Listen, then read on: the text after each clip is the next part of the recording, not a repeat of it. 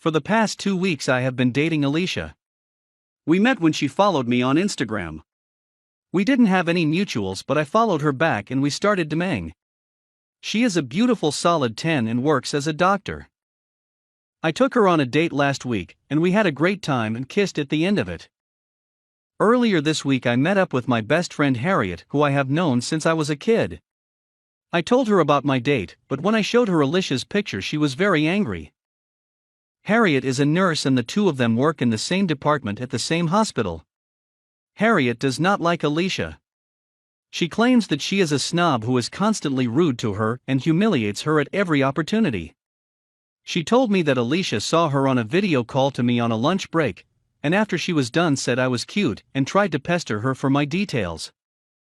Harriet refused, but Alicia didn't give up, even said she would stop tormenting her at work if she convinced me to go out with her. At one point I was chatting to Harriet over text, and she left her phone for a minute or so. According to Harriet, this is when Alicia took her chance. Harriet has my number saved as my full name, so that was all Alicia needed to look me up on social media. Harriet was annoyed with me but understood that I didn't know and we're okay. I phoned up Alicia later and demanded the truth, and she started crying, admitting that she did look on Harriet's phone, but it was only on impulse and she didn't plan to do it. She said how sorry she was and begged me to please not dump her over this. I took some time to think about it, but in the end we started talking again and met up yesterday. Alicia said she didn't understand why anyone would want to be friends with Harriet, but we had a great time again, and she invited me to come back home with her. We had a great night, and by the morning she asked if I'd like to be exclusive with her. I said I needed time, which upset her. I would like to be, but I feel like that would really damage my friendship with Harriet. She was fuming when I told her how Alicia found me, and I don't think she'd be happy if she became my girlfriend. Alicia is a gorgeous, funny, bubbly and lovely person who I really want to see more of, but I have a gut feeling that I am betraying my friendship with Harriet. Update: I'm the a-hole, no doubt about that. My friendship with Harriet should come first, and as you guys have said, it's wrong to date someone who is cruel to your friends. I texted Alicia saying I won't risk my friendship with Harriet by dating her, but she hasn't responded, so I will update when she does. Update 2: So, after watching my phone all evening, I got a call from Alicia and answered to her screaming down the phone. She called me every swear word under the sun. From her voice she sounded wasted drunk. She called me a snake and said that Harriet was a tramp and an ugly C*NT and told me that I'd never get a girl as good as her again. I let her rant at me for a few more seconds before cutting the call. I called Harriet and warned her that there may be more problems at work because of how angry Alicia was, and that she should consider involving HR. Thanks for the guidance, guys. It was a blunder to consider involving myself with her further, but I see the error of my ways. We have reached the end of the story. Let's listen to some of the comments by our Reddit listeners. Comment 1. You are the A for throwing Harriet under the bus here. She sounds like she is nice and told you the truth straight away. Leave Harriet out of your problems when this goes to shit. She warned you. You are going out with a woman that bullies her. Don't expect this friendship to survive. This the start of the crazy, you know that, right? If you want this drama train, go ahead and keep dating Alicia. Chew. Chew. Comment 2. Trust your gut. You are the A if you dated Alicia, but it has nothing to do with how she got your contact info, and everything to do with how terrible she treats your friend in general. You're not going to be immune from this type of behavior from Alicia in the future, because she sounds like a generally awful person who can put on a temporary front to get what she wants. Comment 3. Esh. Alicia has already shown you that she's sneaky, manipulative, and disrespectful. Your best friend has a strong dislike of her for what sound like legitimate reasons, but rather than trusting her judgment and the proof Alicia has given to you herself, you're allowing your Johnson to decide whether you should date her. If she has already disrespected your best friend to your face, why would you even consider dating her? If you don't care for or respect Harriet or yourself, then go ahead. Am I the a-hole for refusing to pay child support until my rights are established? I, 29M, used to date my ex-girlfriend Jane, 30F, until I caught her with my ex-friend slash roommate Ted, 32M. We broke up and I moved back to my home state, and never spoke to either of them again. Most of our mutual friends ended up overlooking the matter since Jane and Ted were in love and planned on getting married, so I cut them all off and just moved on with my life. Fast forward to now and I'm in a much better place with a high-paying salary, and just proposed to my girlfriend, Ashley, 26F. Life was going great for me.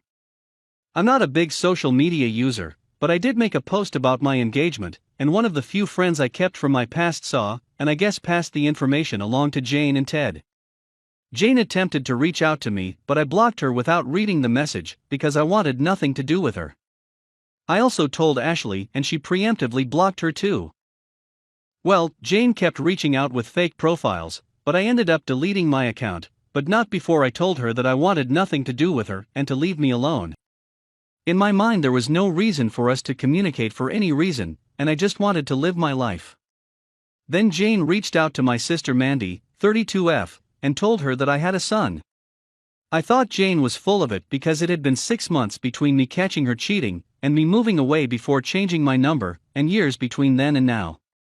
Plenty of time for Jane to realize that she was pregnant and contact me about it, or even come after me for child support. I thought she was making up some wild story to get me to talk to her, so I got a lawyer to send her an official letter to leave me alone. Then the lawyer came back to me with pictures of a 5-year-old boy who bore a resemblance to me. Turns out Jane was pregnant, but her and Ted thought the baby was his because they didn't always use condoms while I did, and opted not to say anything.